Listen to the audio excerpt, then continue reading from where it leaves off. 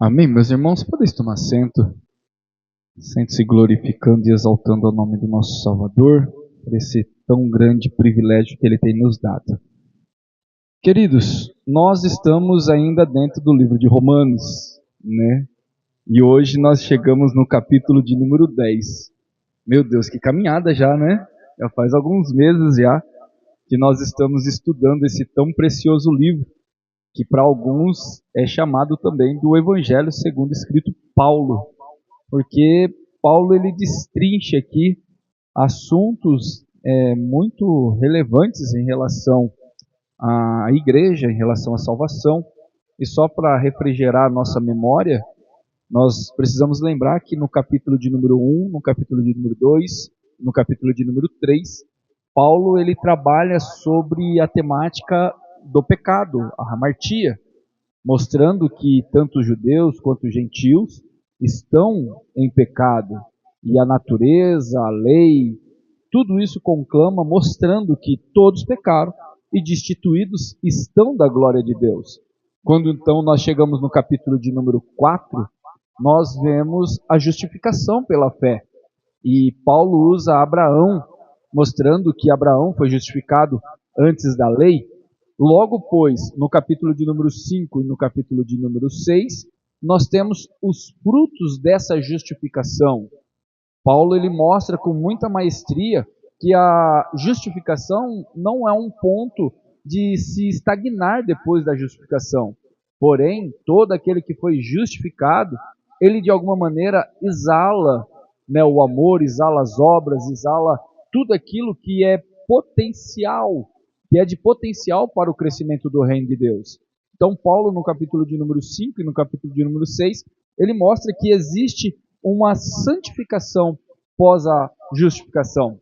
Quando então nós chegamos no capítulo de número 7 e no capítulo de número 8, nós estudamos aqui a respeito dos dilemas de Paulo e da humanidade. Pois bem, o bem que eu quero fazer, isso eu não faço. Mas o mal que eu não quero fazer, esse sempre está na minha porta ali, batendo e me tentando para que eu faça o mal, e quanto eu menos percebo, o mal já cometi. Então Paulo mostra que existe um dilema, existe uma guerra entre o espírito e a carne, a charcos, o desejo, aquilo que está contaminado no ser humano. Então, ele termina no capítulo de número 8, mostrando que quem está em Cristo, nada pode o separar do amor de Cristo Jesus. Aqueles que já foram salvos, aqueles que estão realmente em Cristo, mesmo que passam por tribulações, passam por angústia, passam por qualquer tipo de situação, se ele realmente está em Cristo Jesus, nada pode te separar do amor que está derramado por causa de Cristo Jesus.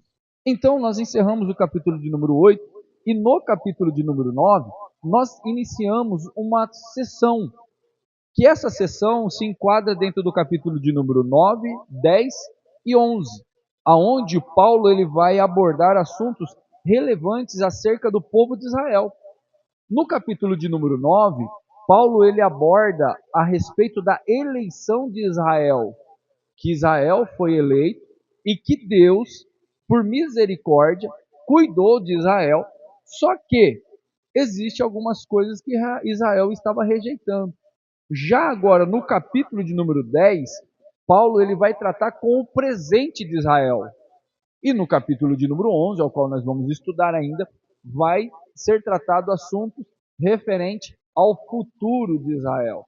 Por isso que não só eu, mas uma grande gama de teólogos e estudiosos da palavra diz que o capítulo de número 9 e o capítulo de número 11 são os dois pontos extremamente difíceis dentro da carta aos Romanos.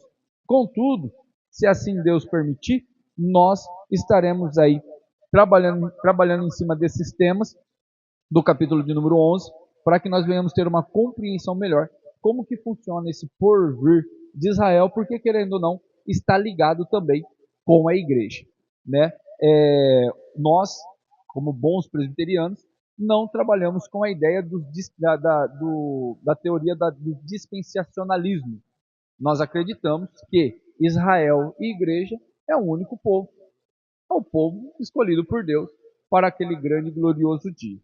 Sendo assim, irmãos, vamos dar início ao capítulo de número 10.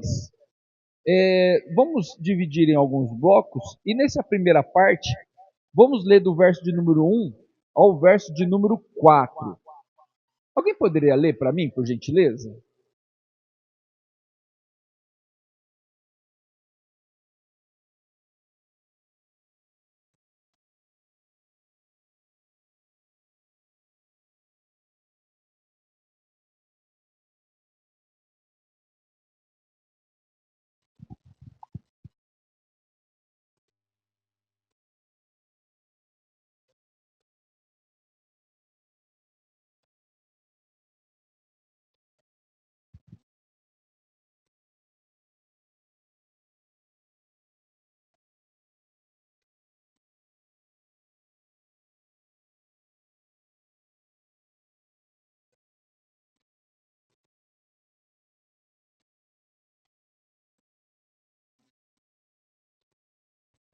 Olha só que interessante. Paulo, ele inicia falando assim, irmãos, a boa vontade do meu coração e a minha súplica a Deus a favor deles são para que sejam salvos. Olha que interessante. O apóstolo Paulo, ele tem o desejo de que o povo de Israel seja salvo, de que o povo de Israel entenda quem é Jesus Cristo. Lembra que Paulo já tinha falado que nem todo israelita é Israel de Deus. Contudo, Paulo, ele era ele amava tanto o povo de Israel, que lá em Filipenses, os irmãos vão lembrar, que Paulo ele chega a dizer que ele preferia, ou na verdade, que para ele estar com Deus era muito melhor, mas ele preferia ficar por amor dos seus compatriotas. Nós lemos também aqui em Romanos que Paulo, ele, para que se os seus irmãos fosse possível se salvarem, ele faria o quê? Ele se colocaria como anátema. Ele se faria como maldito para que os israelitas pudessem ser salvos. E no capítulo de número 10, Paulo ele dá voto disso. Ele fala, irmãos, eu oro para que vocês se salvem, porque eu sou testemunha. Olha só o versículo de número 2. Porque lhe dou testemunho de que eles têm zelo por Deus, porém, não com entendimento. Por que Paulo fala com essa tranquilidade, mas também com essa certeza de que eles são zelosos? Porque o próprio apóstolo Paulo ele era zeloso da lei. Vocês lembram que antes de Paulo ter o encontro com Cristo no caminho de Damasco, quem era o apóstolo Paulo? O apóstolo Paulo, ele entrava dentro das sinagogas, arrastava as mulheres pelos seus cabelos, humilhava os crentes, forçavam eles blasfemarem. O texto diz que Paulo, ele perseguia a igreja do Senhor como uma besta selvagem, buscando assim, sabe, a buscar, a tragar mesmo, a matar. E quando alguém morria, Paulo ia lá e dava voto. E a pergunta que eu faço para vocês é, Paulo ele fazia isso daí como ele fazia isso daí? Sem zelo da lei? Claro que não. Paulo ele fazia todas essas coisas cuidando que estava fazendo um serviço para Deus. Ele era zeloso da lei. Ele era cumpridor da lei. Ao ponto de ele falar que eu dou testemunho que realmente eles são zelosos. Contudo, sem entendimento. Sem entendimento. Por quê? Porque não adianta eu ter a religião dentro do meu coração, ter a moralidade dentro do meu coração, sendo que verdadeiramente eu não sou convertido. Porque lembra que eu já falei para vocês diversas vezes de que é possível fazermos as coisas certas pelas motivações erradas? E é possível fazer as coisas certas achando que estamos fazendo as coisas certas. Ou, desculpa, fazer as coisas erradas achando que estamos fazendo as coisas certas. Tudo isso por quê? Porque colocamos o zelo sem entendimento. Colocamos o zelo sem entendimento na execução. E isso é um perigo.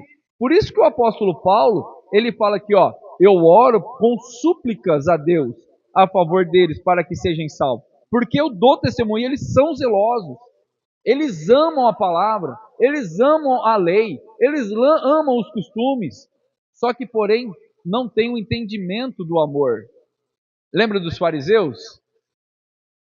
Camarada, em respeito da lei, eram exímios pregadores. Ao ponto de Jesus olhar para eles e falar assim, olhar para eles e olhar para o povo e falar assim, fazem tudo o que eles falam, mas não fazem o que eles fazem. Porque são hipócritas. Conhecem de lei, mas não têm o amor. Se cair alguém do lado dele lá, passa com o nariz empinado e vai embora. Jesus conta a parábola ainda do bom samaritano, mostrando que a hipocrisia reina no coração de um religioso. Nesse sentido é que Paulo está falando. Eles amam, cuidam, mas não têm entendimento do real significado do amor e da lei de Deus. Porque olha só o verso de número 3. Portanto, desconhecendo a justiça de Deus e procurando estabelecer a sua própria, não se sujeitam a quem vem de Deus. Olha isso, eles se colocam como zelosos da sua própria obra. É isso que um religioso faz. É isso que os israelitas estavam fazendo. Eles colocavam as suas ações superiores à graça de Deus. Eles estavam colocando as obras na frente da graça. Por isso que não tinha entendimento. É nesse sentido, então, que o apóstolo Paulo, ele aponta que isso daqui é uma blasfêmia. Por que uma blasfêmia? Lembra de Jesus? Quando Jesus ele disse para os fariseus que todo aquele que fala contra o Espírito Santo não tem perdão, é uma blasfêmia de morte. Por quê? Porque coloca o peso da salvação em coisas e atitudes e não na graça. Todas as vezes que nós nos colocamos como o crivo ou autossuficientes para a salvação, nós blasfemamos contra a graça de Deus. E isso daí é pecado de morte, porque aquele que morre nesse pecado, morreu para a morte, morreu para a condenação. É nesse sentido que Paulo está querendo trazer um certo conhecimento salvífico para a cabeça dos israelitas. E ele termina no versículo de número 4 dizendo assim, porque o fim da lei é Cristo, para a justiça de todo aquele que crê. A palavra fim aqui não é aquela palavra que termina diretamente, mas ela pode ser traduzida como a palavra finalidade, porque ela vem do grego telos, que também pode significar alvo, finalidade.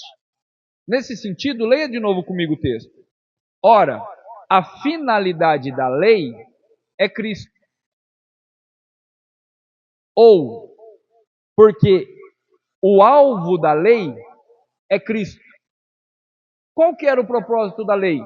Era salvar? Não. A lei não veio para salvar. Pelo contrário, é a lei que aponta o pecado.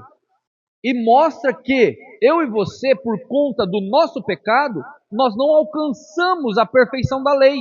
Porque a lei exige perfeição. E para entrar no céu, só pode entrar quem é perfeito. Quem tiver 99,9 e 1% ou uma fração de 1% no pecado, não entra no céu. Porque para entrar no céu precisa de perfeição. E a lei veio mostrando que o homem é imperfeito.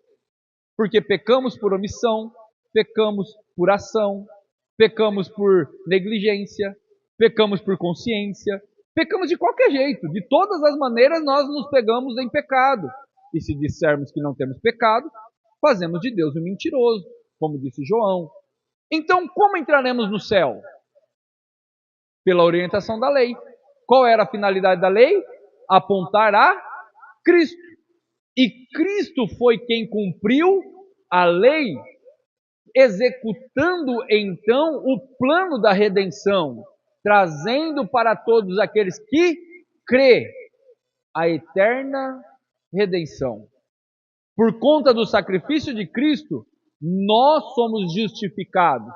A justificação nos torna aptos a podermos ser participantes da eternidade com Cristo Jesus. Mas isso só acontece a nós por conta da obra de Cristo e do sacrifício perfeito de Cristo. Não porque merecemos ou porque somos suficientes a concretizarmos tal ato, mas como perfeito é Cristo Jesus e Ele se entregou para cumprir tudo aquilo que era necessário para a redenção e remissão daqueles que crê e daqueles que foram chamados segundo o seu decreto, eis-nos aqui glorificando e exaltando o Senhor por essa tão grande salvação, sendo ela por conta de Cristo e não por conta nossa. É isso que ele termina. Olha lá, ó, a justiça, para a justiça de todo aquele que crê. Então o alvo da lei é apontar a justiça em Cristo Jesus. A lei apontou para Moisés, Moisés caiu. A lei apontou para Josué, Josué caiu. Apontou para Samuel, Samuel caiu. Apontou para Davi, Davi caiu. Apontou para os profetas, todos caíram. Mas quando a lei fixou em Cristo Jesus, a lei travou, porque a finalidade era de apontar para o remidor, para o redentor, para aquele que podia cumpri-la. E nesse sentido, o alvo da lei se estabilizou naquele que cumpriu a lei. Então Paulo está mostrando que a lei, ela foi um aio, ela foi uma pedagoga para que nós voltássemos os nossos olhos para aquele que consumiu todas as coisas. Por isso que Jesus Cristo é o autor e consumador de todas as coisas. Então Paulo, ele concretiza esse versículo de número 4 com muita maestria, mostrando que a finalidade da lei não é salvar, mas a finalidade da lei é apontar para aquele que pode salvar. E ele continua dizendo no versículo de número 5. Vamos ler do versículo de número 5 até o versículo de número 13. Olha só o que o texto diz. Ora, Moisés escreveu que o homem que pratica a justiça decorrente da lei viverá por ela. Mas a justiça decorrente da fé assim diz: não perguntes em teu coração quem subirá ao céu, isso é, para trazer do alto a Cristo, ou quem descerá ao abismo, isso é, para levantar Cristo dentre os mortos. Porém, que se diz: a palavra está perto de ti, na tua boca e no teu coração, isso é, a palavra da fé que pregamos. Se com a tua boca confessares Jesus como Senhor, e em teu coração creres que Deus ressuscitou dentre os mortos, serás salvo, porque com o coração se crê para a justiça, e com a boca se confessa a respeito da salvação. Porquanto as Escrituras diz: todo aquele que nele crê não será confundido, pois não há distinção entre judeus e grego, em vez de que o mesmo é o Senhor de todos, rico para com todos os que invocam, porque todo aquele que invocar o nome do Senhor será salvo. Olha só que interessante Paulo faz aqui agora. Paulo ele lembra no versículo de número 5 que todo aquele que anda pela lei, vive pela lei. Porém, Tiago lembra, se você tropeçar em uma